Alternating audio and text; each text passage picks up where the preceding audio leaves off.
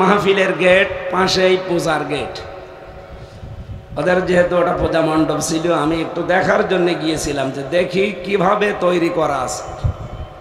আল্লাহর ইশারা আমার এই পেছন দিকে নিয়ে গেল, পেছন দিয়ে লাইন, এই রাস্তা দিয়ে যে দেখি যতগুলো মূর্তি বানানো আছে এর ভেতরে প্রত্যেকের পেছনে জায়গা মতো একটা বাঁশ দেওয়া। সামনের দিকে ঘুরলাম, দেখি 8টা 10টা করে হাত দেওয়া। এইভাবে দেখেন না আপনারা?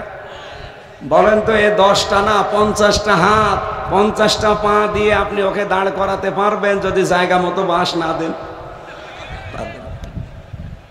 আমি ওই মাহফিলের শেষে এটা বলেছিলাম, এখানে যেহেতু ওই এলাকায় হিন্দু ধর্মের মানুষেরা বেশি, আপনাদেরকে ছোট করার জন্যে, খাটো করার জন্যে না, বিবেকের কাছে একটা প্রশ্ন, কি মনে হয় আপনার যে মাটি দিয়ে আপনি বানালেন, কাঠ দিয়ে, বাঁশ দিয়ে, খড় কোটা দিয়ে বানিয়েছে, কিছুক্ষণ পরে আপনি নিজেই আবার হাত জোড় করেন, মাথা নত করেন, এরপরে নিজেই ডুবিয়ে ফেলেন, ওগুলো ভাসিয়ে দেন।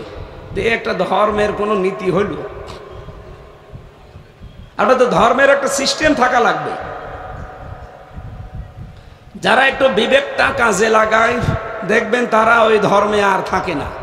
এই যে যশোরের কলেজের এক অধ্যাপক, বিসিএস ক্যাডার, মানে অনেক পুরাতন মানুষ, আমি বলেছিলাম যে স্যার, আপনাকে আমি মুসলমান হতে বলি না, কিন্তু আপনি আমাদের ধর্মীয় গ্রন্থ কোরআনটা একটু বুঝে বুঝে পড়বেন, 3 মাস ভালোভাবে পড়েন।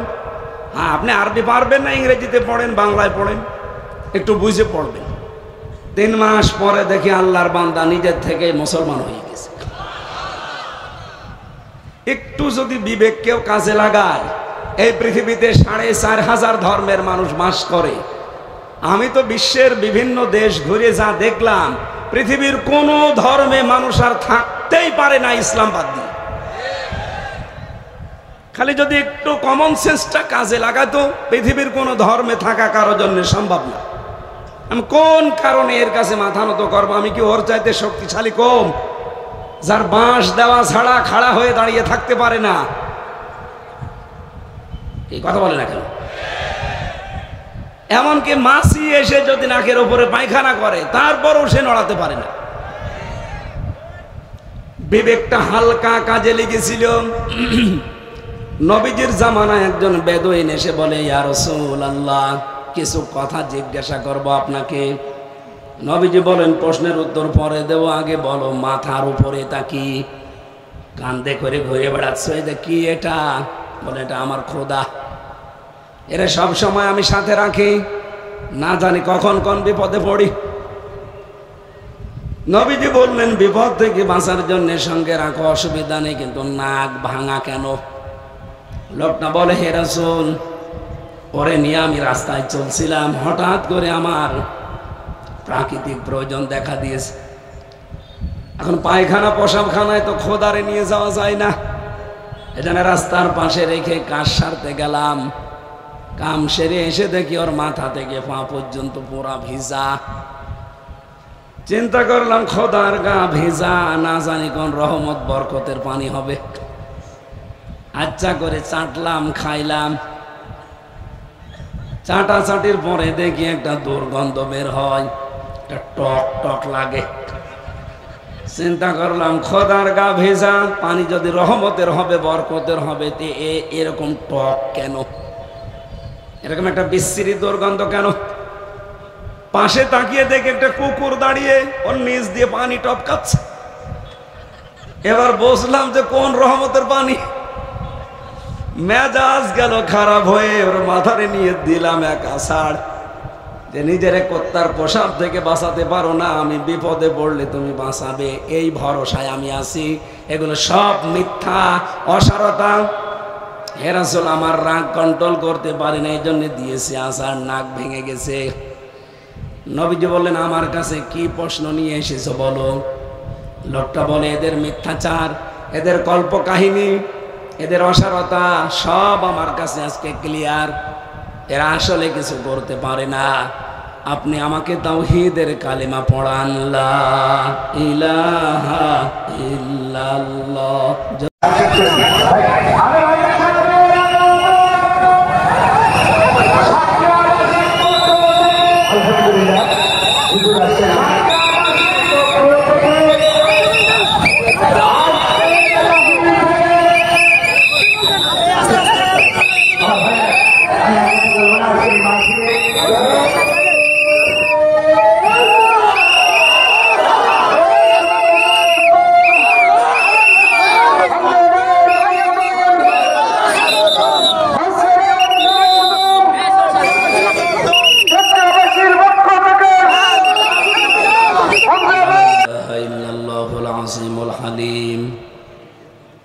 الذي خلق الموت والحياة ليبلوكم أيكم أحسن عملا وهو العزيز الغفور.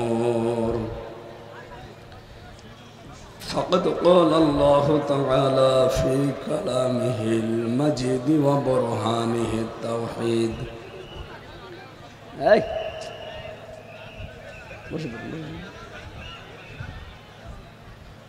أعوذ بالله من الشيطان الرجيم.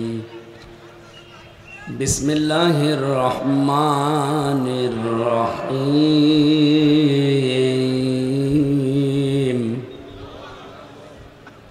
كل نفس بما كسبت رهينة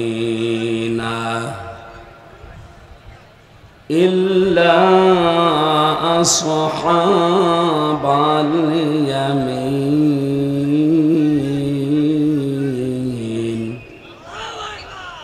في جنات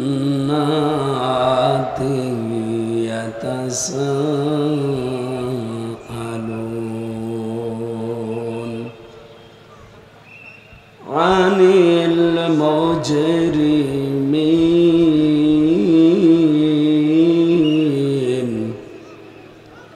ما سلككم في سقر. صدقت يا ربنا. اللهم صل على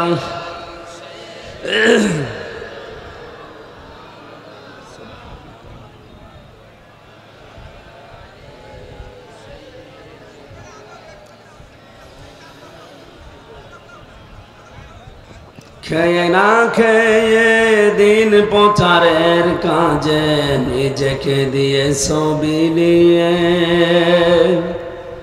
তায়েফের কাফেরেরা চিনল না এ আলো। দুষ্ট ছেলেদের পিছু দিল লেলিয়ে পাথরের আঘাতে ক্ষত বিক্ষত হয়ে সারা শরীর থেকে রক্ত ঝরে। হে রাসূল তোমাকে ভুলি আমি কেমন করে। হে রাসূল তোমাকে ভুলি আমি কেমন করে। আলহামদুলিল্লাহ। এই বাঁশি বাজাবেন না, যে যেখানে আছে দাঁড়িয়ে থাক, বসে থাক, শুয়ে থাক, অসুবিধা নেই। আবার বাঁশি বাজাই। 1 ঘন্টা খানিক সময় নিচ্ছি ভাই। এখানে পড়াটা ইবাদত। পড়াটা কি? আপনার এখানে আসা বসা শ্বাস প্রশ্বাসে নিঃশ্বাসে নেকি হচ্ছে। আলহামদুলিল্লাহ। বাংলাদেশের ঐতিহ্যবাহী জেলা, মাজলুম জেলা সাতক্ষীরা, কালীগঞ্জ থানার অন্তর্গত চাচাই ফুটবল ময়দান পবিত্র সিরাতুন নবী সাল্লাল্লাহু আলাইহি ওয়াসাল্লাম উপলক্ষে মহাবিশ্বের মহাবিশ্বর আমাদের মালিক, আমাদের মনিব, মহান রব্বুল ইজ্জাত আল জালালের মুখের পবিত্র বাণী কোরআনে কারীম। পবিত্র অনুষ্ঠানের সম্মানিত সভাপতি জনাব মাওলানা ফরিদ উদ্দিন, সম্মানিত পরিচালক হাফেজ মাওলানা মনিরুল ইসলাম, মাহফিলের প্রধান অতিথি 2 নম্বর বিষ্ণুপুর ইউনিয়ন পরিষদের সম্মানিত চেয়ারম্যান শ্রদ্ধাভাজন বড় ভাই জনাব জাহাঙ্গীর আলম দামাত বারকাতুহুমুল আলিয়া, বলেন আমিন। এখানে উপস্থিত হয়েছেন আপনাদের এই কালীগঞ্জ থানার সম্মানিত অভিভাবক ওসি সাহেব, তার সদস্যদেরকে নিয়ে এসেছেন। আল্লাহ রাব্বুল আলামিন আজকের এই দায়িত্ব পালনটা যেন ইবাদত হিসাবে কবুল করেন। আমি কয়েক জায়গায় বলেছি বাংলাদেশে এবং এখনো বলছি, প্রশাসনে যারা এদেশে দায়িত্বে আছে তাদের উপর একটা বৈষম্য অতীতেও ছিল, এখনো আছে, সামনে থাকবে কিনা জানি না, যেন না থাকে। বাংলাদেশ সহ বিশ্বের যত জায়গায় আমি গেছি, 8 ঘন্টার পরে যদি কেউ ডিউটি করে, ওভারটাইম হিসাবে মাসের শেষে তারে বেতন দেওয়া হয়। শুধুমাত্র এটা নেই, প্রশাসনে বিশেষ করে পুলিশদের এটা একটা বৈষম্য। এখান থেকে সাতক্ষীরা কালীগঞ্জ থানা কয় কিলো আমি জানি না, যদি 10 কিলোমিটার হয়, সেখান থেকে যাওয়া আসা 50 কিলো, নাই কালীগঞ্জ 10 কিলো। এনারা এসেছেন যেহেতু কালীগঞ্জ থেকে, এই যে যাওয়া আসা 20 কিলোমিটার, এটার জন্যে এই আয়োজনে যারা সম্পৃক্ত, এই কর্তৃপক্ষ ওনাদেরকে খরচ দেয় না। যাওয়া আসার রাস্তার যে খরচ, এটা এলাকার মানুষ দিয়েছে না, দেয় না, সরকারও দেয় না। এটা একটা বৈষম্য। 8 ঘন্টার পরে যে ডিউটি ওনারা পালন করছে, আপনারা যারা বসে আছে ওখানে দেখেন তো, ওদের চেহারার দিকে তাকালে বোঝা যাচ্ছে ওদের ডিউটি বেশি চলছে। 8 ঘন্টার পরে ওরা ডিউটি করুক, 2-4 ঘন্টা 5 ঘন্টা যদি বেশি করে, আমার মনে হয় আগামীতে যারা দায়িত্বে আসবে তাদের এই ওভারটাইম হিসাবে এই 5-6 ঘন্টার বেতন মাসের শেষে দেওয়া লাগবে। ওরা এদিক ওদিক একটু করলে আমরা ওদের দোষ দেয় যে পুলিশ ঘুষ খায়। আরে ভাই, ঘুষ খায় কেন? এই লোকটার মাথার উপরে তার মা বাবা, স্ত্রী, সন্তান, বিভিন্ন আত্মীয় স্বজন বিভিন্ন আশা করে আছে। আমার দোলা ভাইও তো দায়িত্বে আছে যশোরে। আমি দেখেছি ওই দোলা ভাই আমার একটাই, আমার বাবার কাছ থেকে টাকা নেয়, অথচ এসআই। আমরা বাইরে থেকে মনে করি ওর না জানি ডান হাতের বাম হাতের, ডান পার বাম পার কত কামাই আছে, কামাই আছে, কিন্তু ডান হাত বাদ দিলে যা কামায় সব অবৈধ। এগুলো কেন করা লাগে? এই যে বিভিন্ন রকমের জিনিস মাথার উপরে চেপে বসে আছে, তাদের মন রক্ষার্থে শেষ পর্যন্ত বাম পথে যেতে তারা বাধ্য হয়। তারা যেন বাধ্য না হয়, এজন্যে আমাদের উচিত আগামীতে যারা আসবেন তারা তাদের এই ওভারটাইম হিসাবে তারা যে কাজ করে, যদি একটু মাসের শেষে হিসাব করে বেতন দেন, আমার মনে হয় এইভাবে হাত পাতা বন্ধ হয়ে যাবে। খুলনা রেঞ্জার ডিআইজি রেজাউল হক একজন সম্মানিত মানুষ, কুষ্টিয়ায় গিয়েছিল কয়েকদিন আগে। ওনার আমি বলেছিলাম যে স্যার, আপনার উপরে যারা আছে তাদেরকে আপনি এটা জানাতে পারেন যে 8 ঘন্টার পরে বাংলাদেশে প্রশাসনে যারা আছে এরা দায়িত্ব পালন করবে না। যদি করে 4-5 ঘন্টা 10 ঘন্টা যাই করুক, ওনাদের তো আর ডিউটি শেষ নেই। 24 ঘন্টার 24 ঘন্টায় ডিউটি। টয়লেটে বসে আছে, যদি ঘন্টা পড়ে আমার মনে হয় পানি খরচ বাদ দিয়ে দৌড়ানো লাগে। এইরকম দায়িত্ব এটা। এই ছেলে কি আরম্ভ করেছিল, আবার কথা বলে। পুলিশ ভাই, হাতে কিছু নেই, এই জায়গাটা ক্লিয়ার করে দিন। দেন দেন দেন, কথা নিজেও শোনে না, মানুষকে শুনতে দেন। এখানে উঠবে কোন কারণে? এখানে জায়গা আছে, আর ভেঙে পড়ে গেলে তো এখানে আর ওঠা লাগবে না। যেখানে জায়গা পুলিশ ভাই এখানে সরিয়ে দিন তো। আমাদের অভিভাবক যেহেতু এসেছে, থানার সম্মানিত অফিসার ইনচার্জ ভারপ্রাপ্ত, আল্লাহ রাব্বুল আলামিন তাকে সহ তার সঙ্গী যারা এসেছেন কবুল করেন, ইসলামের জন্য, কোরআনের জন্য, আমিন। এতক্ষণ যারা এখানে কথা বললেন, হাফেজ মাওলানা আব্দুল হান্নান, মাওলানা হোসেন মাহফুজ, মাওলানা খলিলুর রহমান আজাদি, মাওলানা ফজলুর রহমান, আলেমদের জন্য দোয়া করছি আল্লাহ যেন আলেম হওয়ার তৌফিক দেন। কারণ নামধারী আলেম এখন বহু আছে, যাদের আচরণ জালেমদের চাইতেও খারাপ। আমরা ওইরকম আলেম হতে চাই না। কথা বলেন না কেন? আলেম ইমাম তাইমিয়া রহমতুল্লাহ আলাইহি বলেন, 3টা বিষয় যদি কারো ভেতরে থাকে তাকে আলেম বলা যায়। শুধু নামের আগে হাফেজ মাওলানা মুফতি থাকলে আলেম না। আলেমের 1 নম্বর কাজ, সে আল্লাহর কোরআন নিয়ে চিন্তা ভাবনা করবে। 2 নম্বর কাজ, সে আল্লাহর ইবাদতে নিমগ্ন থাকবে। 3 নম্বর কাজ, সে আল্লাহর নিষিদ্ধ কাজগুলো থেকে নিজেকে বাঁচিয়ে রাখবে। আমার কথা বোঝা যায়? এই তিনটা শর্ত যারা মানে, সে যদি জাহাঙ্গীর আলম হয়, ও নামের আগে মাওলানা মুফতি লেখা না থাক, ওনাকে আল্লাহ যতটুকু জ্ঞান দিয়েছে ওই জ্ঞানের ওপরে তিনি আলেম। কারণ আলেম মানেই জ্ঞানী। আলেম মানে কি? ওনার জ্ঞান নেই। নামাজ যে ফরজ এটা পড়তে হয় উনি জানে না, এক কথা বলেন না কেন? রোজা রাখতে হয় এটা ফরজ উনি জানে না, এটা উনি আলেম না? মানে উনি যতটুকু জানে ততটুকু আলেম। হয়তো আল্লাহ আমাকে ইসলামের বিশদ ব্যাখ্যা করার সুযোগ দিয়েছেন, আপনারা আমার নামের আগে মুফতি লাগিয়ে দিয়েছেন। আমি ফেকা নিয়ে যেহেতু কামেল করেছি এই জন্য মুফতি দেয়। আমার আর একটু বেশি আছে জ্ঞান, যে যতটুকু জানেন কিয়ামতের দিন আপনার ওই জ্ঞানের ওপরে আপনাকে আল্লাহ প্রশ্ন করবে। ওয়ান ইলমিহি মাযা আমিলা ফি, মুত্তাফাকুন আলাইহি। বুখারী শরীফের, মুসলিম শরীফের যৌথ হাদিস। কিয়ামতে যে আল্লাহ 5টা প্রশ্ন মানুষকে করবে, তার 5 নাম্বার এইটা, যতটুকু জানতে আর কতটুকু মানতে, এটা বলো। হযরত আবু দারদা রাদিয়াল্লাহু তাআলা আনহু বলেন, এই হাদিসটা পড়লে আমার ভয় হয় যে যতটুকু জানো তার কতটুকু মানো, এইটা বলো। আমি তো এই প্রশ্নের জবাব এখনো ঠিক করতে পারি নাই, কারণ আমি যা জানি সব মানতে পারি না। কে আমাদের ভয় হয় না? বলেন বলেন। অনেক মানুষে হাদিস শোনার পরে মনে মনে ভাবে এবং সিদ্ধান্ত নিয়েছে যে ইসলামের কোনো বিষয় আমি জানি না তাই মানি না, সুতরাং আমার কোনো হিসাব নেই। না, এটা একটা শয়তানি। কিছু মানুষ বলে যে জানার নাম ইসলাম না, মানার নাম ইসলাম। এটা ইহুদিদের একটা চক্রান্ত।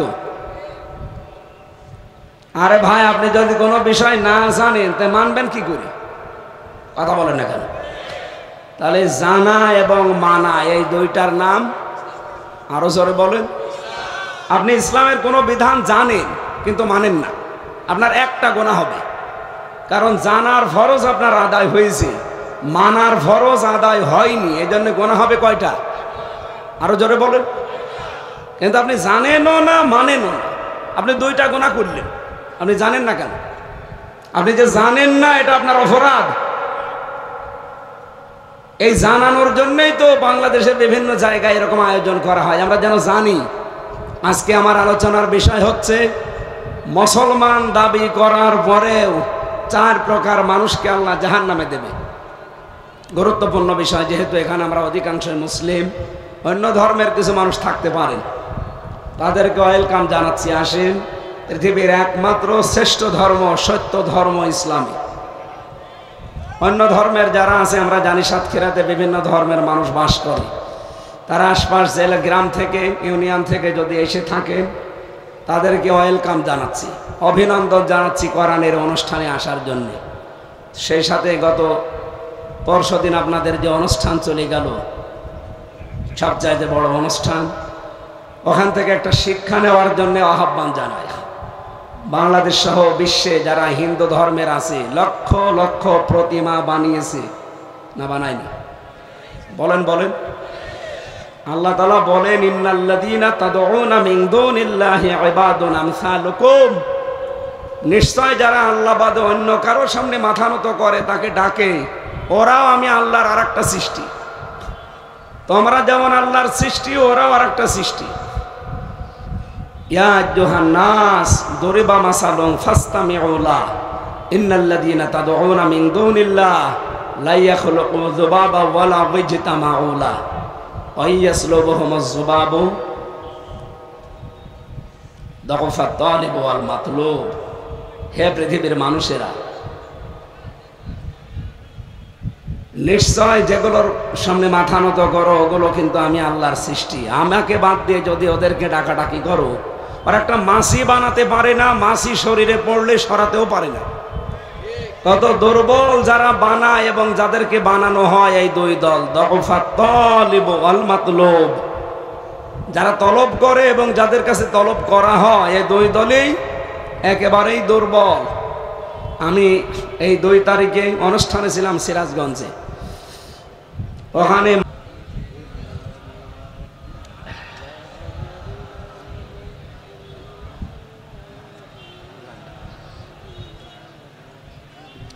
বাতাসটা ছেড়ে দিন।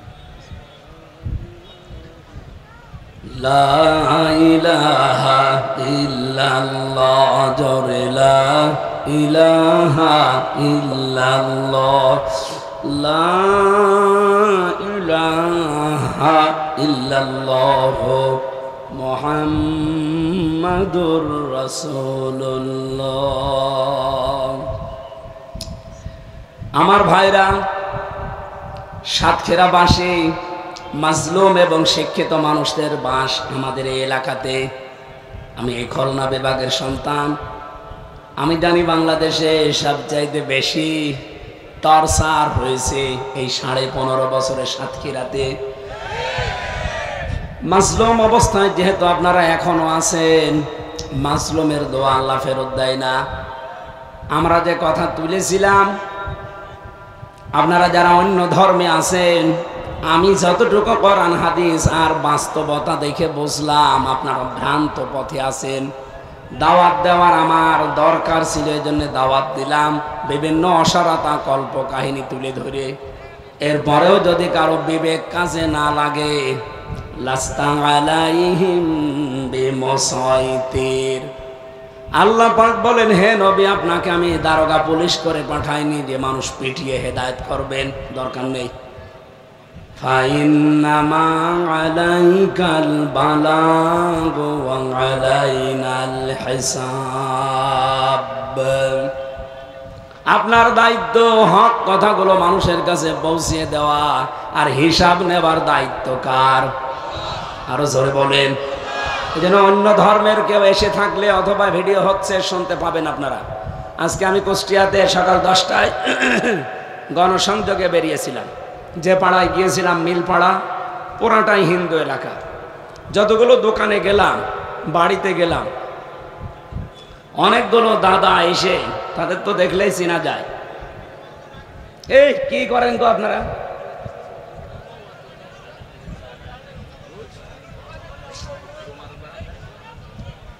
হ্যাঁ পুলিশ ভাই, এখান থেকে একজন আসেন তো, একটু একটা হাতে কিছু নিয়ে আসেন। এসে এই জায়গায় 2-1টা বাড়ি দেন পেছনে, দেখেন এমনি ঠিক হয়ে যাবে। এসে আসলে এইগুলো খুব ডিস্টার্ব করছে, শোনেও না, মানুষকে শুনতেও দেয় না।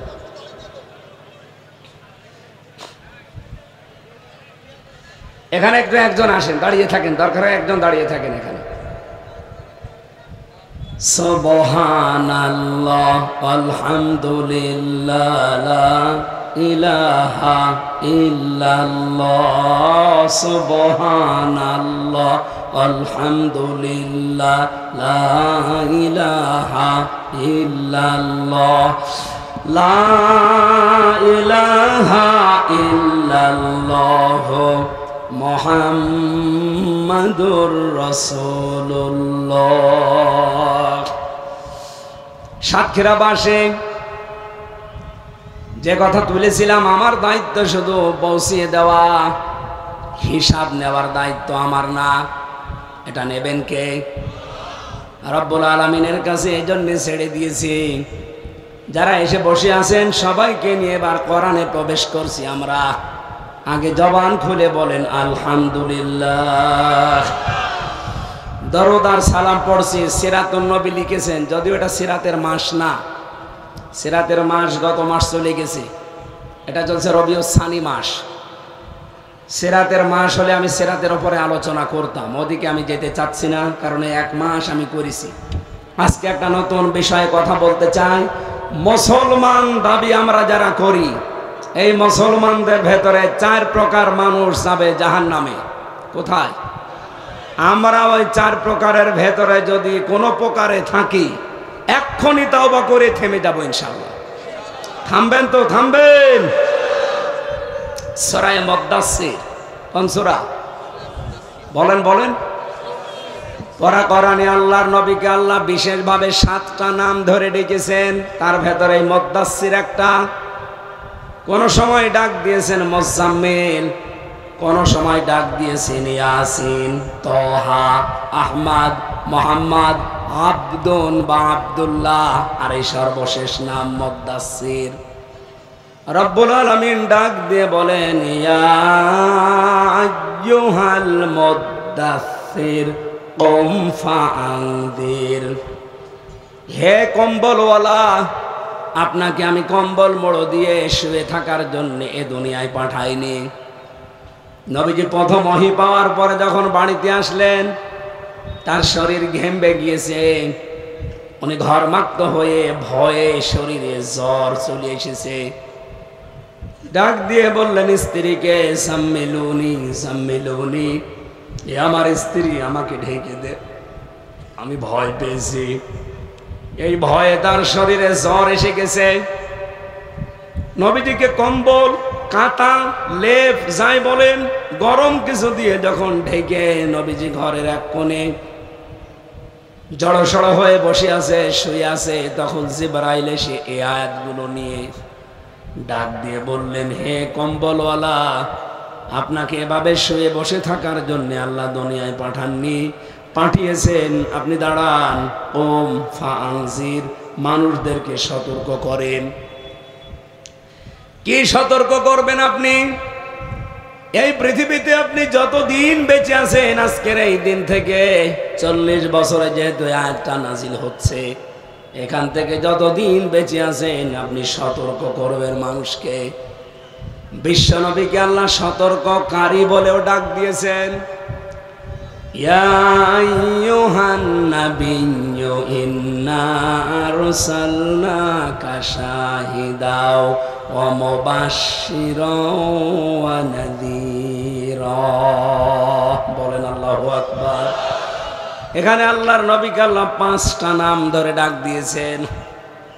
1 নম্বরে তাকে জানিয়েছেন আপনি সাক্ষীদাতা, 2 নম্বরে আপনি সুসংবাদদাতা, 3 নম্বরে আপনি ভীতি প্রদর্শনকারী, 4 নম্বরে আপনি মানুষকে আল্লাহর দিকে ডাকেন তার অনুমতি নিয়ে, 5 নম্বরে আপনি উজ্জ্বল প্রদীপ, ওয়াদাইয়ান ইলাল্লাহি বিইযনিহি ওয়া সিরাজাম মুনিরা।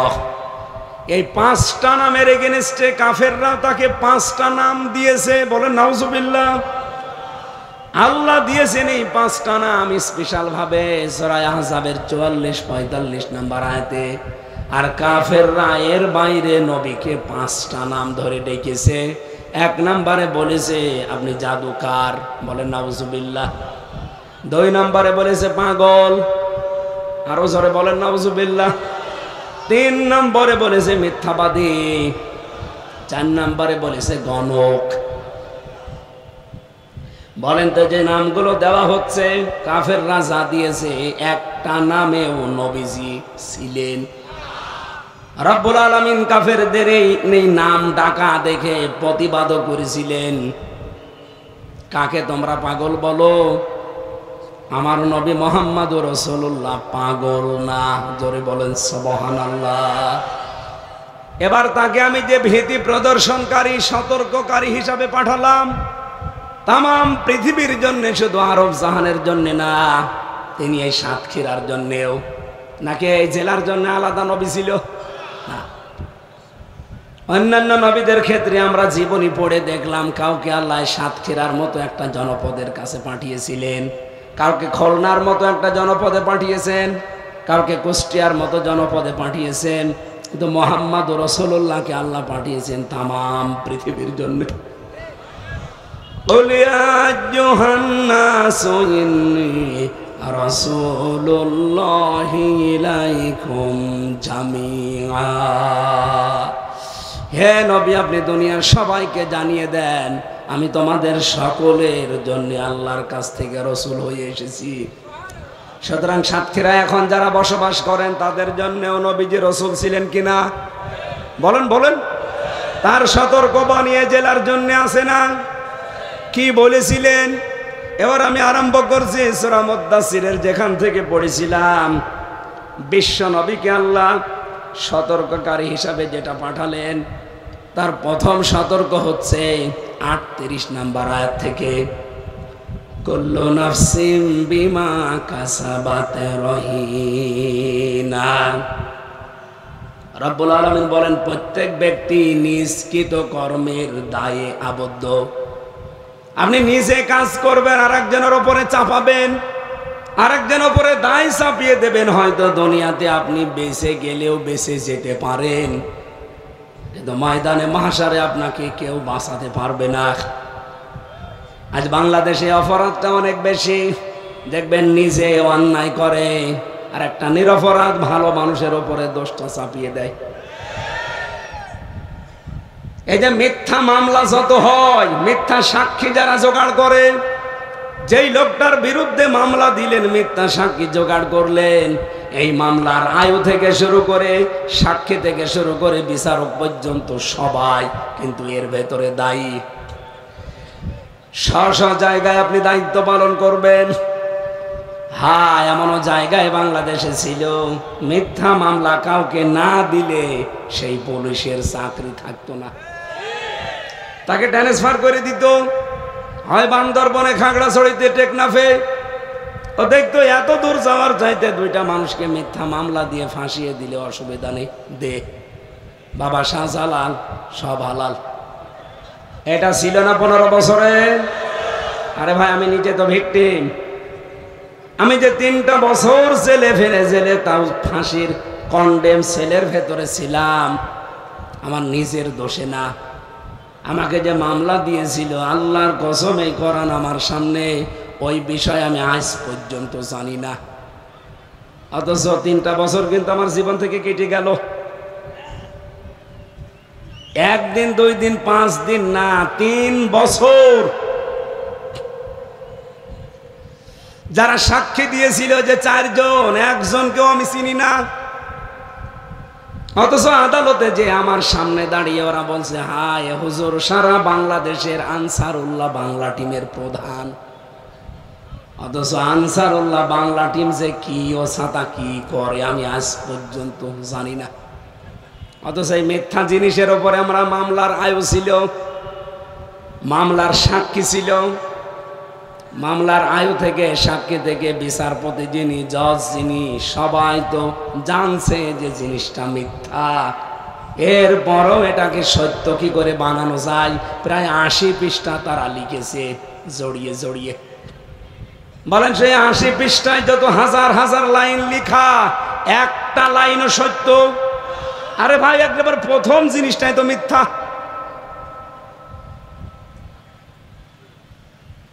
সিরাজগঞ্জ থেকে কোন পাগল নাকি একটা তরবারি নিয়ে সংসদ ভবনে গিয়েছে যে সংসদ ভেঙে ফেলবে। তরবারি নিয়ে সংসদ ভাঙা যায়? এই মামলা আমার। পুলিশ ওনাদেরকে ধরে বলছে, এই তুই তরবারি নিয়ে এখানে কি করিস? বলছে সংসদ ভেঙে ফেলবো। সংসদ ভেঙে ফেলবে মানে তরবারি নিয়ে সংসদ ভাঙা যায়? বলে, হ্যাঁ, আমির হামজার ওয়াজ শুনে আমি উদ্বুদ্ধ হয়েছি, ধর আমির হামজাকে। এই হয়ে গেল, এই হচ্ছে আমার মামলা। আমি মাঝে মাঝে যখন হাজিরা দিতে যেতাম, জজ সাহেবের দিকে তাকিয়ে দেখতাম উনি হাসতেছে। মানে উনি এই মামলার এগুলো পড়ে আর আমার দিকে তাকায় আর বলে যে আমি রায় দেব কি দেখি।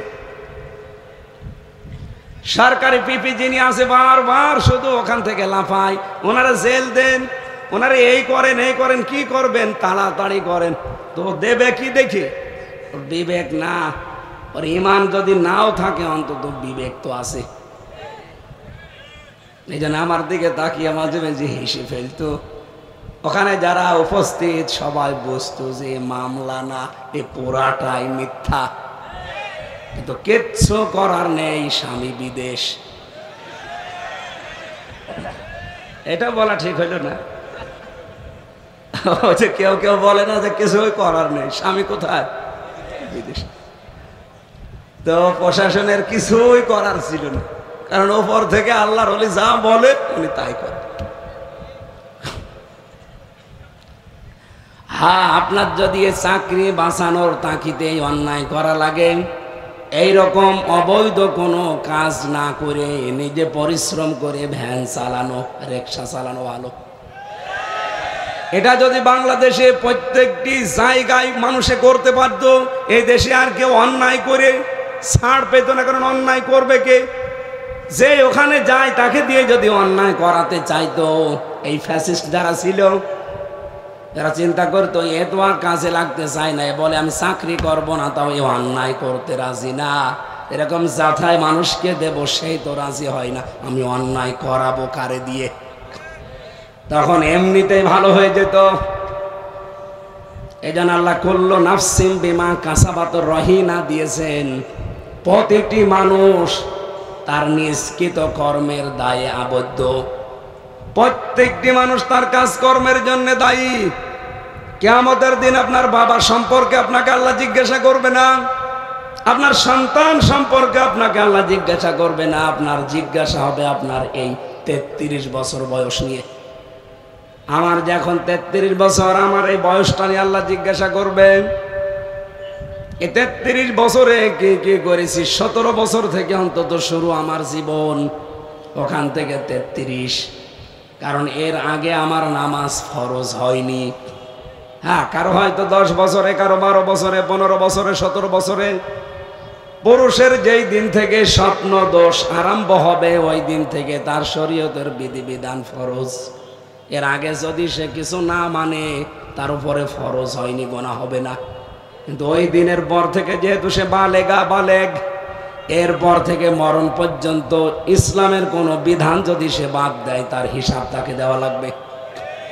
আর মেয়েদের যেই দিন থেকে শরীর খারাপ হয়, ওই দিন থেকে তাদের উপরে শরীয়তের বিধিবিধান ফরজ। এই মাসলা দুইটা বুঝেছেন কিনা বলেন? বুঝেছেন? যেহেতু আমার 15 বছরে 17 বছরে আরম্ভ হয়েছে, এই দিন থেকে আজকের এই 33 বছর যেই কয়েকদিন হয়, প্রতিটি সেকেন্ডের হিসাব আল্লাহর সামনে আমাকে দাঁড়িয়ে দেওয়া লাগবে। নবীজি বলেন 1 সেকেন্ডও বাদ দেওয়া হবে না। মাঝে মাঝে আমার মনে হয়, ওই যে অনেক মানুষ বলে যে কিয়ামতে বিভিন্ন পীর সাহেবরা লক্ষ লক্ষ মুরিদ নিয়ে নাকি আল্লাহর দরবারে উঠবে। এটা ডাহা মিথ্যা কথা। সাতক্ষীরাবাসী কোরআনে আছে, সূরা মরিয়মের 95 নম্বর আয়াতে পাবেন, 16 নম্বর পারা 10 নম্বর পৃষ্ঠা 15 নম্বর লাইনের শেষ নাম্বার রুকুতে আছে। আল্লাহ পাক বলেন, ওয়াকুল্লুহুম আতিহি ইয়াউমাল কিয়ামাতি ফারদা। কিয়ামতের দিন কেউ কারো সঙ্গে সাথী হবে না। প্রতিটি মানুষ আমি আল্লাহর কাছে আসবে একা একা। কয়জন করি বলেন বলেন? এখানে আমরা যত মানুষ হাজির হয়েছি, কিয়ামতে আল্লাহ যখন আমাকে ডাক দেবে, আমার দাদা, আমার বাবা, আমার মা, আমার বোন আমার সাথে থাকবে না, আমাকে থাকা লাগবে একা। যারা বলেন যে পীর সাহেব থাকবে সাথে, এটা ডাহা মিথ্যা কথা। তাহলে কোরআন শরীফের আয়াত কি করবেন? কি কথা বুঝতেছে? তাহলে আপনাকে হাজির হওয়া লাগবে দরবারে ইলাহিতে জবাব দেওয়ার জন্য। কয়জন?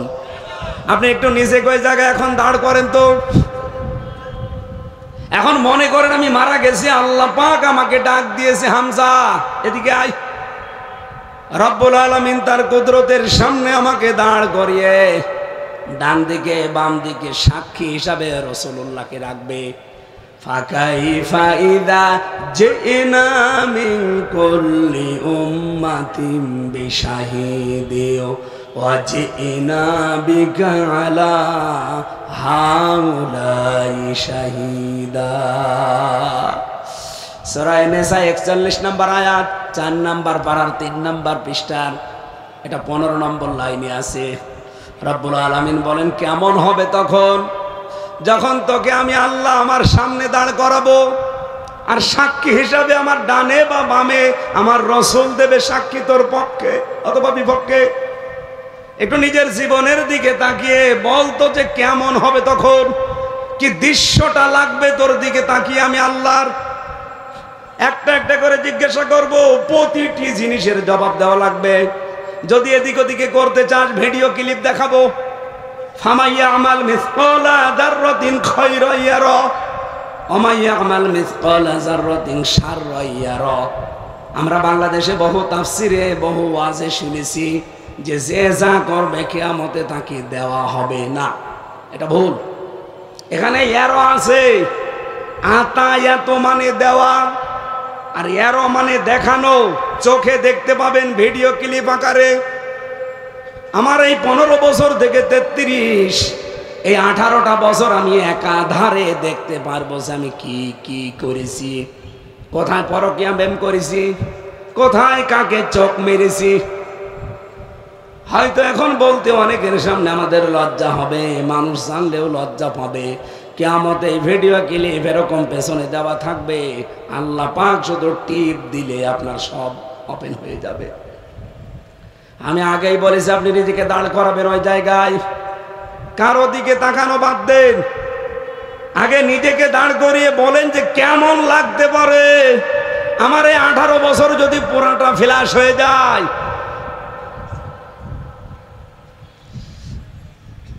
এক মোরাদ ছিল টাকলা, ওর শুধু কয়েক মিনিট 6 মিনিট 38 সেকেন্ডের একটা অডিও ক্লিপ ফাঁস হয়েছিল, তাতে ওর মন্ত্রিত্ব চলে গেছে, দলীয় পদ শেষ। কথা বলছেন না? সারাটা জীবনের সব ফাঁস হয়নি, শুধু 6 মিনিট 38 সেকেন্ড, তাও ভিডিও না অডিও। এতটুকু ফাঁস হলে যদিও সব হারিয়ে ফেলে, আপনার পুরা 33 বছরের জীবনই ফাঁস হয়ে যাবে। হামজা কেমন হবে আপনি বলেন? তাহলে যেন কাইফা দিয়েছেন। আয়াতটা পড়লে আমার মাঝে মাঝে মনে হয় কিয়ামতের ময়দানে যদি আল্লাহ ডাক দিয়ে বলে, হামজা এদিকে আয়, 2025 সালের সেপ্টেম্বরের 31-30 তারিখ পর্যন্ত ধরে আমি মাফ করে দিলাম, যা একটা দিনের হিসাব দেওয়া লাগবে না, শুধুমাত্র অক্টোবরের 1 থেকে 4 এই 4 দিনের হিসাব দিয়ে জান্নাতে চলে যা। আমার তো মনে হয় এই 4 দিনের জবাব এখনো আমার জোগাড় হয়নি। আপনারা পারবেন না? আপনারা পারবেন।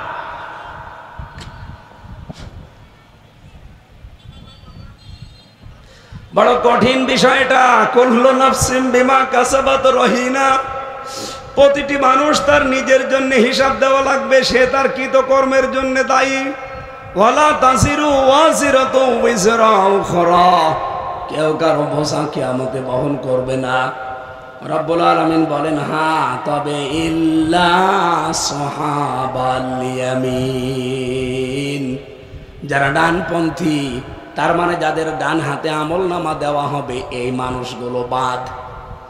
এখন আমার প্রশ্ন, আপনি ডান হাতে আমলনামা পাবেন কিনা এইটা ভাবেন। ডান হাতে আমলনামা পাওয়া যায় কি কি করলে? এটা সূরা হাক্কাতের ভেতরে আছে।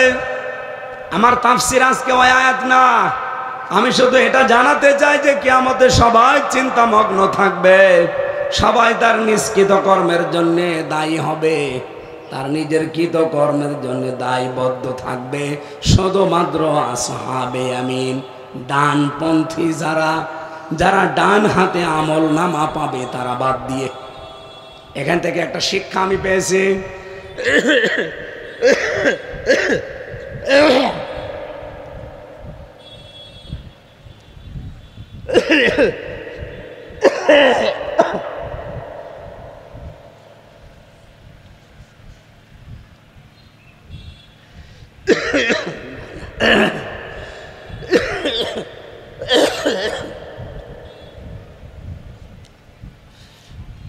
তাফসীরে ফি জিলালিল কোরআন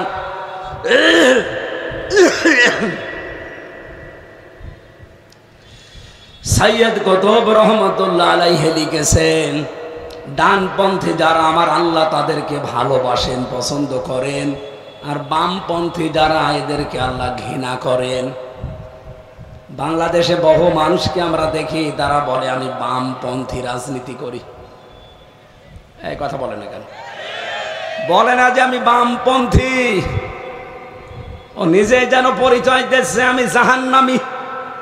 কারণ বামপন্থীরা কোথায় যাবে বলেন? বলেন, বাম হাতে যারা আমলনামা দেওয়া হবে, এটা আল্লাহ সরাসরি এইভাবে দেবে না, ডানপন্থীদেরকে এইভাবে ডান হাতে দিয়ে দেবে, আর বামপন্থীদের এই বুকের ভেতর দিয়ে আল্লাহ ফাঁকা করে নেবে, এর ভেতর দিয়ে হাত প্রবেশ করাবে, পেছনে হাত টেনে বের করবে, এরপরে আমলনামা দিয়ে বলবে এবার টান দে। এটা তো আমি এখন বানালাম না, তাফসীরে ইবনে কাসিরে আছে। আপনার ডান বাম হাতে ওটা দেওয়ার পরে সামনের দিক থেকে টান দিলে বুকের ভেতরে যে হাড় হড্ডি আছে সব ভেঙে চুরে বেরিয়ে আসবে। এবার আল্লাহ পাক বলবেন পড়, আপনি তো বের করতেই পারছেন না, পড়বেন কি করে?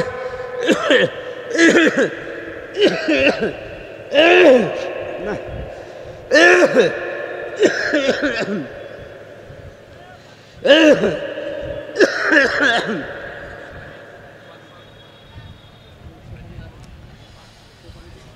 শরীরটাও নষ্ট হয়ে গেছে। হাসিনার ওপরে এমনি রাগ হয়, এই কারণে রাগ হয়।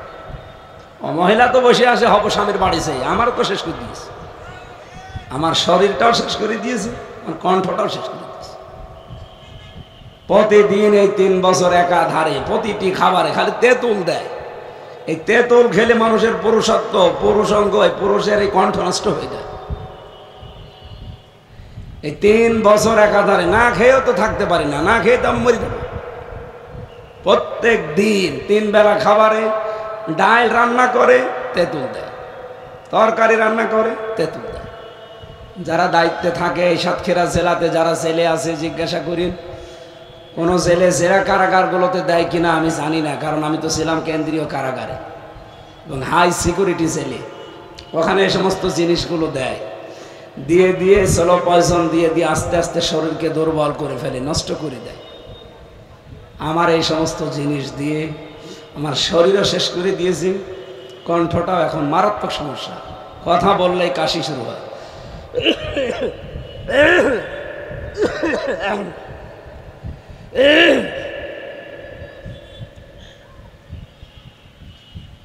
একটু পানি দেন তো দেখি।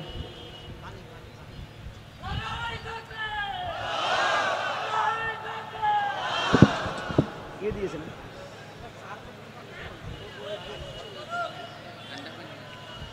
না?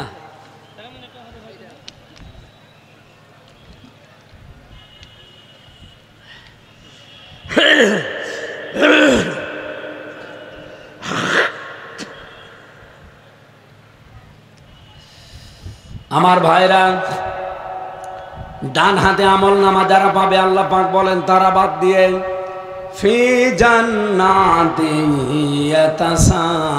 ইয়াতাসাআলুন, এই ডানপন্থী মানুষ যারা ডান হাতে আমল নামা পাবে, এই মানুষগুলো যেহেতু জান্নাতি, এরা উপর থেকে তাকিয়ে দেখবে নিচে জাহান্নামে দাও দাও করে কিছু মানুষ জ্বলতেছে। চেহারার দিকে তাকিয়ে তারা টের পাবে তো আমার এলাকার অমুক জন, এ তো অমুক লোক। চেহারা দেখে অনেককে চেনা যাবে। জান্নাতের এই মানুষগুলো ফেরেশতা যিনি দায়িত্বে আছে মালিক, ফেরেশতা মালিককে জিজ্ঞাসা করবে ভাই আনিল মুজরিমিন, এই সমস্ত পাপিষ্ট গুনাহগার মুজরিম এদের সম্পর্কে আপনি আমাদেরকে বলেন। এরা তো আমার পরিচিত চাচা, আমার খালু, আমার এলাকার মেম্বার, এই জাহান্নামের ভেতরে কেন পড়ে আছে?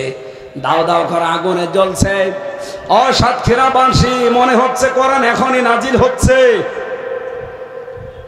ডানপন্থী মানুষগুলো দেখবে আর জিজ্ঞাসা করবে ফেরেশতা মালিক যিনি দারোয়ানের দায়িত্বে আছেন, সিকিউরিটি, উনি এই জান্নাতি মানুষদেরকে ডাক দিয়ে বলবে আল্লাহর বান্দারা আমি জানি না, একে জিজ্ঞাসা করেন। জান্নাতের এই মানুষগুলো এক বাক্যে তখন জাহান্নামী ওই যারা দাও দাও করে জ্বলতেছে আগুনে, তাদেরকে বলবে মা সালাকাকুম ফি সাকার। সাকার জাহান্নামের একটা স্থানের নাম। জাহান্নামের যতগুলো স্তর আছে তার ভেতরে সাকার একটা। রব্বুল আলামিন বলেন হে নবী আপনি কি জানেন এই সাকার কি?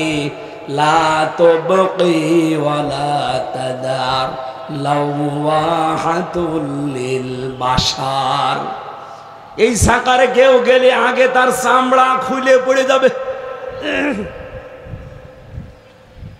একজন দুইজন করে যখন জান্নাতি মানুষেরা এই জাহান্নামী মানুষদেরকে বলবে কেন পড়ে আছেন এই জাহান্নামে, আপনি তো আমার এলাকার পরিচিত মানুষ। যত মানুষ আছে তারা প্রথমে এক বাক্যে যেটা বলবে ক্বালু লাম নাকু মিনাল মুসাল্লিন, তারা বলবে আমরা নামাজ পড়তাম না, নামাজি ছিলাম। বলবে আমি নামাজ পড়তাম না, কারণ তাদের নামাজ নেই। এ কথা বলতে পারে যেহেতু শুধু মুসলমান। এই জন্য মুসলমান দাবি করেও যারা নামাজ পড়েন না, আপনি আল্লাহর ফতোয়া শোনেন, আপনি জাহান্নামী। এখানে যদি এরকম কেউ থাকেন, আজকে থেকে নামাজ ধরা যাবে না। কারা কারা নামাজ ধরবেন হাত তোলেন তো। এই বেনামাজি যারা তারা তুলবে, আপনি হাত তোলেন না। মনে হচ্ছে সবাই বেনামাজি। নামাজ যারা পড়েন না, ধারণা করে আছেন আল্লাহ আমারে জান্নাত দেবে, আমি মুসলমান। না, এটা ভুল ধারণা। আপনাকে নামাজ পড়া লাগবে, কারণ ওই মানুষগুলো বহু বছর এক বাক্যে তারা বলছে আমরা জাহান্নামে এসেছি একটা মাত্র কারণে, দুনিয়ায় আমরা মুসলমান নামাজ পড়তাম না। তাহলে আর কারো ফতোয়া লাগবে এই দেশে? বলেন বলেন। যেই মুসলমান দাবি করার বড় আপনি নামাজ পড়েন না, আপনি বিশ্বাস করতে পারেন আপনি জাহান্নামে চলে গেছেন।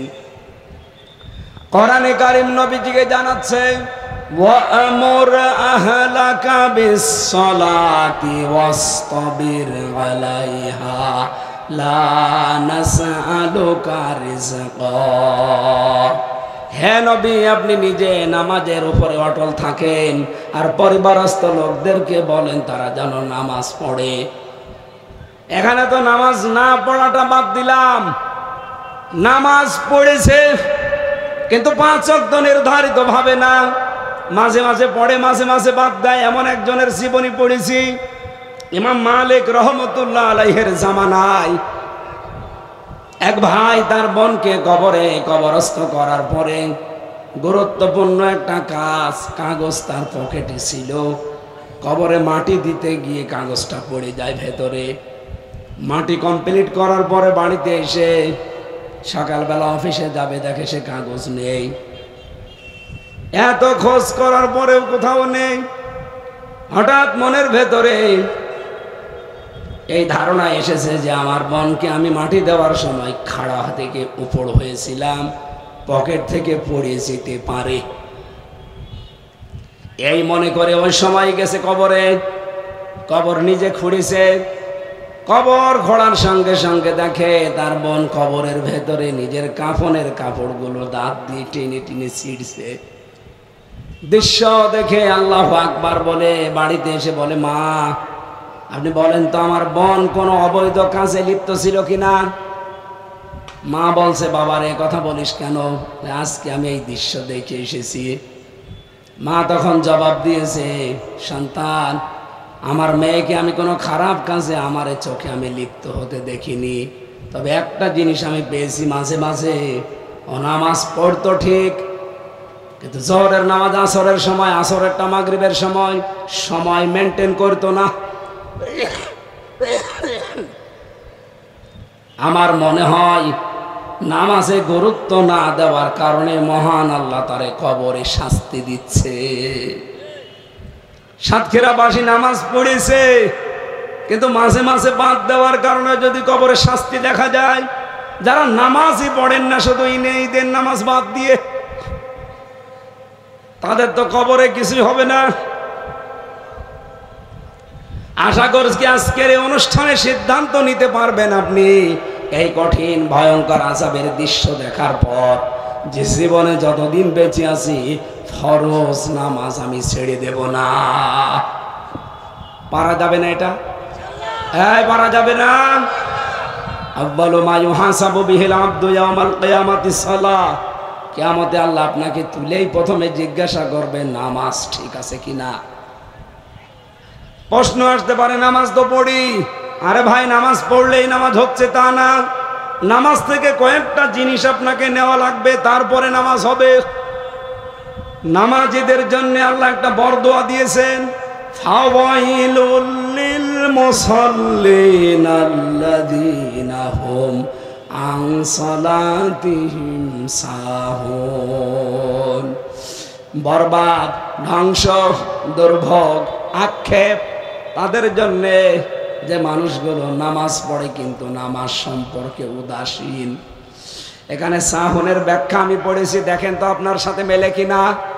নামাজ পড়ে কিন্তু নামাজে তার মন নেই, অন্য জায়গায় মন হলো ছোটাছুটি করে।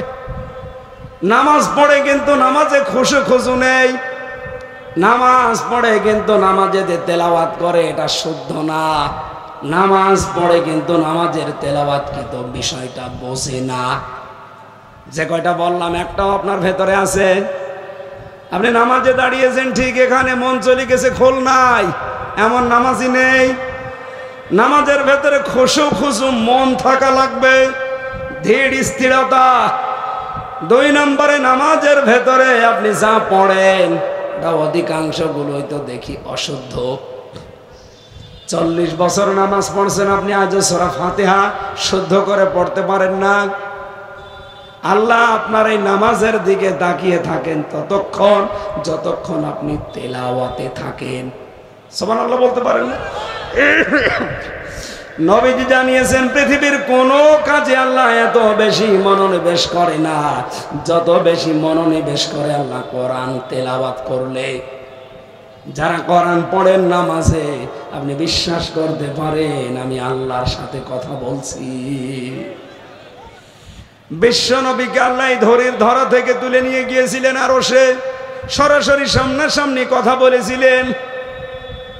বিশ্বনবী মুহাম্মদ রাসূলুল্লাহ ওই দিনই বলেছিলেন, মাবুদ এত উপরে আমাকে নিয়ে আসলে, কথা বললে সরাসরি, কিন্তু আমার এতিম উম্মতের কি হবে?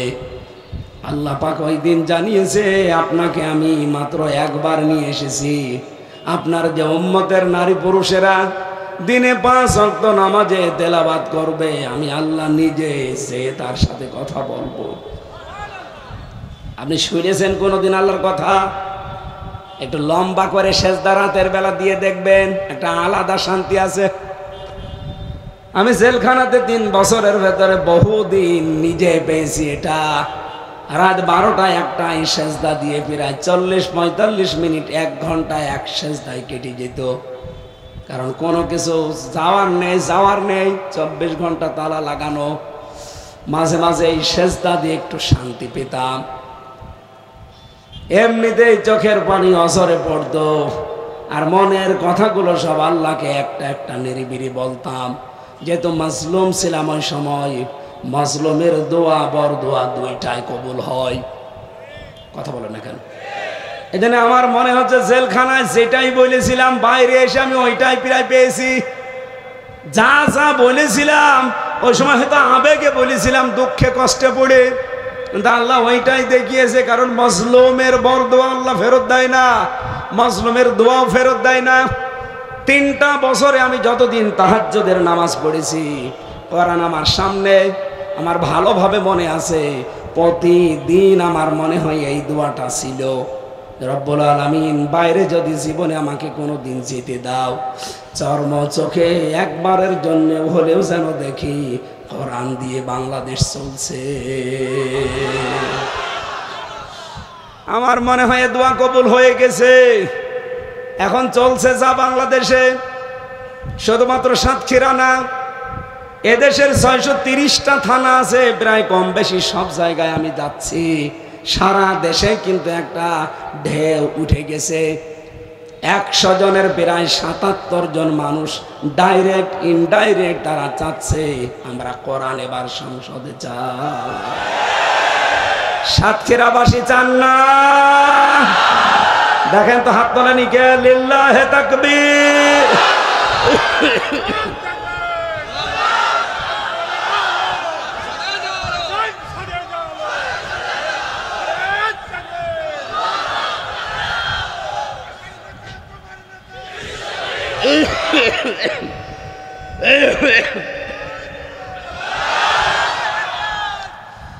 আমাদের হাতগুলো যেন আল্লাহ কবুল করেন। অন্তত চর্ম চোখে একবার একটু দেখেন কোরআনে কারিম দিয়ে দেশ চললে কেমন দেখা যায়। আমার এই জীবনে আমি আজ 11 বছর ওয়াজ করছি, 3 বছর জেলে ছিলাম, এটা বাদ দিয়ে 8-9 বছর হবে। এই 8 বছরে আমার জীবনের সবচাইতে বড় বিষয় এই, আমি মানুষকে সারাটা জীবন বোঝাচ্ছি যে আল্লাহর কালাম দিয়ে আইন দিয়ে দেশ চললে কেমন লাগে। খালি ওয়াজ করা পর্যন্ত শেষ, আমি আজও দেখাতে পারিনি। এটা আমার আফসোস জীবনের। আমি যদি এখন এই লোকটাকে বলি যে এটা রসগোল্লা, উনি যদি বলে কেমন, বাংলা সাহিত্যে যারা লেখাপড়া করেছে তাদেরকে দিয়ে আমি ওয়াজ করালাম ওনার সামনে, বাংলা সাহিত্যের উচ্চাঙ্গ ভাষা দিয়ে ওনাকে বোঝালাম যে রসগোল্লা কিন্তু এরকম মোটা হয়, সাদা হয়, রসের ভেতরে ডুবে থাকে, দেখলেই জহব্বায় পানি চলে আসে। এরকম বিভিন্ন রকমের ফজিলত জহব্বার নিজের মুখের এগুলো বর্ণনা দিলাম রসগোল্লার। তো সারাদিন পরে ওনার আমি খেতে দিলাম না। বলেন তো কিয়ামত পর্যন্ত রসগোল্লা কি বসবে? বাংলাদেশে অবস্থা হয়েছে তাই। এই 54 বছর আল্লামা সাইদি সহ লক্ষ লক্ষ আলেম ওলামা ওয়াজ করেছে কোরআনের বিধানের পক্ষে, কিন্তু কোরআনের বিধান কায়েম হলে কেমন লাগে আমরা আজও দেখাতে পারি নাই।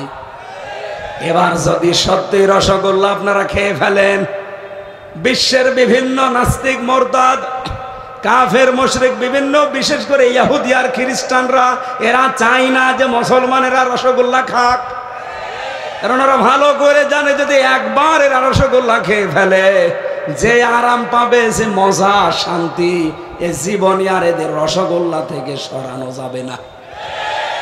আফগানিস্তানের দিকে তাকান, পৃথিবীর দুইটা বড় বড় সুপার পাওয়ার রাশিয়া আর আমেরিকা নাকে খড় দিয়ে বিদায় নিয়েছে।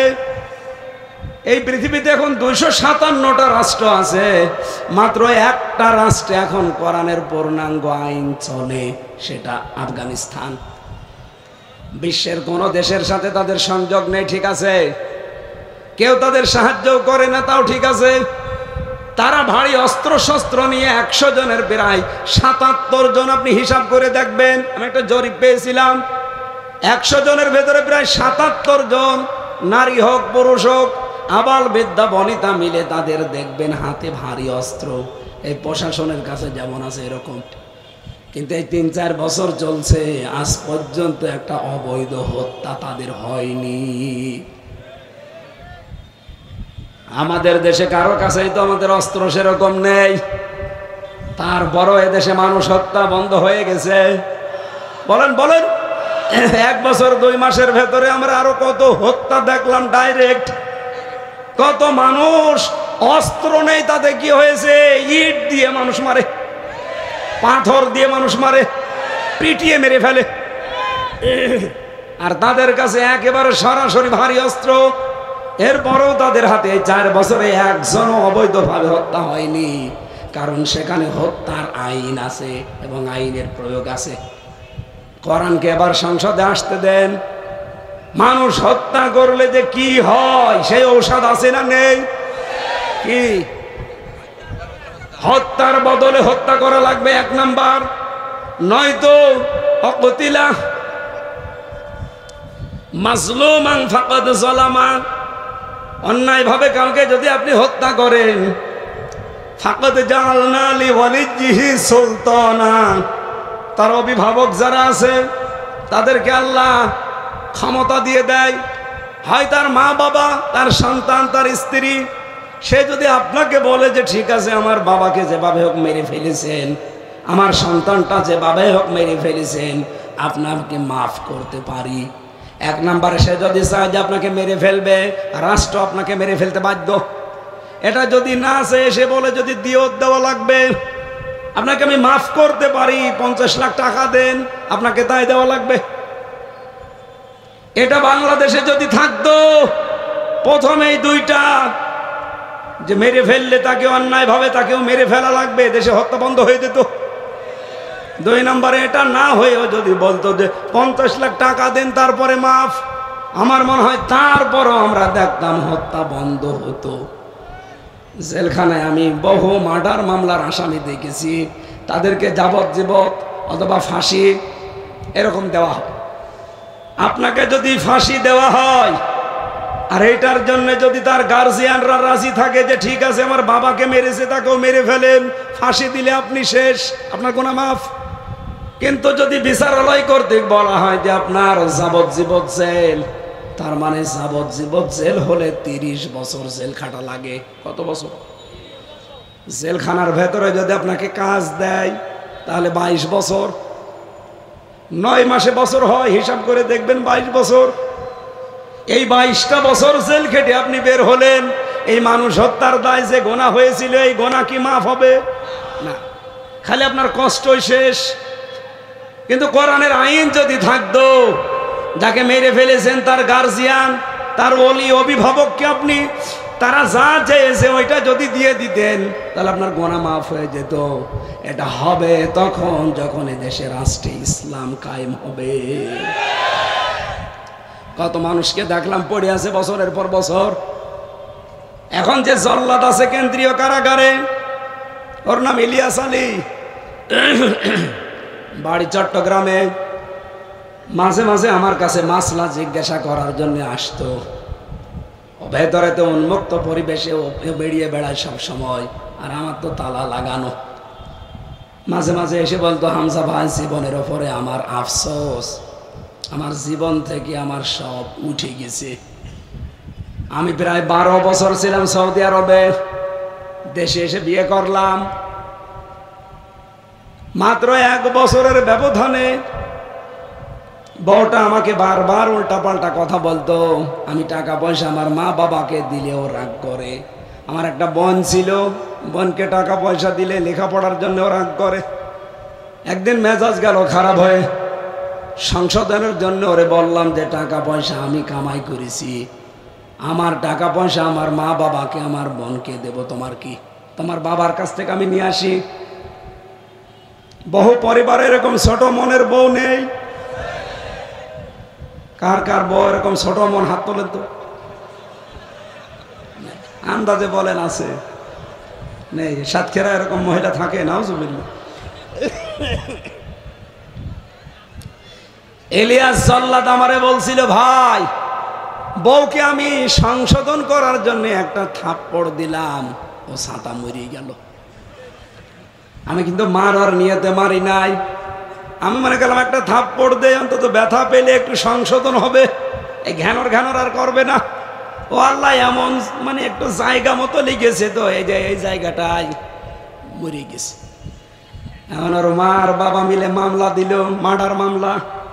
এই দেখেন আমি আজ জেলে পড়ে আছি। প্রথম আমি ফাঁসির আসামি ছিলাম, এখন আমার যাবজ্জীবন দেশে তাড়িয়েছে। 30 বছর আমার জেল খাটা লাগবে। আমি যেহেতু ফাঁসি দেই, যেখানে এখানে একটা করে ফাঁসি দিতে পারলে 4 মাস মাপ, আর জেলখানায় এমনিতে এই 9 মাসে বছর, তাহলে 4 আর 3 কত হয়? 1 বছরে যদি 7 মাস করে বাদ যায়, কয় মাসে বছর? 5 মাসে বছর। এরপরেও তো প্রতি বছরে অন্তত যতগুলো করে ফাঁসি দেয়। এর আগে আমার আগে যে ছিল শাহজাহান জল্লাদ, ও 54 জন ফাঁসি দিয়েছে। ও 30 বছর জেল খেটে বের হয়ে গেল, আর আমি এখনো যেতে পারছি না। আমি 25 বছর বয়সে বিদেশে গিয়েছিলাম, 12 বছর ছিলাম দেশে। এসে বিয়ে করে 1 বছর পরে বউ মরে যায়। এরপরে আজ আসি 22 বছর না 30 বছর জেল। আমি এখন 12 বছর আছি, এখন আমার 10 বছর থাকা লাগবে জেলে। মাঝখান থেকে যে কয়টা ফাঁসি দেব, এখান থেকে একটু কমবে। আমার মাঝে মাঝে ওর দিকে তাকিয়ে আফসোস, তো আল্লাহ, এ তো খুব বড় অপরাধ একটা করে নাই। ও তো ইচ্ছা করেও মারে নাই, শুধু সংশোধনের জন্য মেরেছিল যে একটু ভালো হয় কিনা। তোর হায়াত ছিল না, লোকটা মরে গেল। মহিলাটা, এর জীবনে কি হলো? এর তো সারা জীবনই নষ্ট। 12 বছর কাটিয়েছে বিদেশের মাটিতে, দেশে এসে মাত্র 1 বছর ছিল বাইরে, আর এই 12 বছর এখন জেলখানায়। 12 12 24 আর 1 25, আর ওদিকে ওর বয়স 25, 50 বছর বয়স এখন ওর। এখনো যদি 10 বছর পর ওর বের হওয়া লাগে, 60 বছরে বের হয়ে কি করবে বলেন? ওই শাহজাহান জল্লাদের মতো 2-1 বছর পরে মরে যাবে। এটা থাকতো না যদি আমরা এই অবৈধ হত্যা বন্ধ করতে পারতাম। আর দেশে যদি ইসলাম থাকতো, তাহলে রাষ্ট্র ওর শ্বশুর আর শাশুড়িকে বলতো, জামাই তো ইচ্ছা করে মারে নাই, সংশোধনের জন্য, শিক্ষার জন্য মেরেছিল, হয় আপনারা দিয়ত নিয়ে তারে মাফ করে দেন। 12 বছর যেহেতু বিদেশ করেছে, টাকা পয়সা আছে, মেয়েদের আর ফেরত পাবেন না। যদি চান আপনারা অন্তত 10-20 লাখ টাকা নিয়ে তার জীবনটা আবার স্বাভাবিক করে দেন, ওর এই সারা জীবন এখন জেলে পচা লাগতো না। ইসলাম না আসলে এরকম হত্যা হবে, বৈধ অবৈধ মিলে বহু মানুষের জীবন নষ্ট হবে। আমরা আগামীতে আর এটা চাই? আরো জোরে বলেন চাই। এটা তো বোঝাতে পারি না। মিষ্টির সারা জীবন রসগোল্লার ওয়াজ করে যাচ্ছি, কিন্তু এটা খাওয়াতে পারছি না। এটা এবার খাওয়ানোর পরিবেশ সামনে আসতেছে। একবার যদি দেশের মানুষ রসগোল্লা খেতে পারে, এই 54 বছরের জন্য আফসোস করবে আরো আগে কেন ইসলাম আসলো না। আমার ভাইরা, এই জন্য নামাজি যারা, তারা এই শিক্ষাটা নিয়ে যাবেন। আজকে শুধু নামাজ পড়লে আপনি জান্নাতে চলে যাবেন না, বহু নামাজ পড়ার পরও জাহান্নামে যাবে এই নামাজি। এই সাতক্ষীরার কালীগঞ্জের এই চাচাই এই এলাকায় একটা মসজিদের ইমাম নিয়োগ দেওয়ার জন্যে মাথা থেকে পা পর্যন্ত সব দেখা হয়, এমনকি তার পরিবারও দেখা হয় যে তার বউ পর্দায় থাকে কিনা। কথা বলে না কেন? অথচ ইমামের কাছে কোনোদিন 5,000 টাকা বাজেট আসে না রাষ্ট্র থেকে। এমনকি যে দান বাক্স আছে মসজিদের, ওই দান বাক্সর চাবিও থাকে মসজিদের ক্যাশিয়ারের কাছে, ইমামের কাছে থাকে। অথচ যে লোকটা এমপি হবে, মন্ত্রী হবে, মেয়র হবে, উপজেলা চেয়ারম্যান হবে, তার কাছে রাষ্ট্রের কোটি কোটি টাকা বাজেট আসবে। তাদের নির্বাচিত করার সময় এখন সামনে। আপনি বলেন তো, বিবেক দিয়ে নামাজ যদি পড়েই থাকেন, একটা মসজিদের ইমামের চাইতে একজন নেতার চরিত্র 1000 গুণ ভালো হওয়া লাগবে। এটাকে দেখে শুনে আমরা ভোট দেই না, শুধু বিড়ি একটা পেলে সব কায়দ হয়ে যায়। এবার আর কায়দ হবেন? কায়দ হলে আবার কপালে আগুন লাগবে।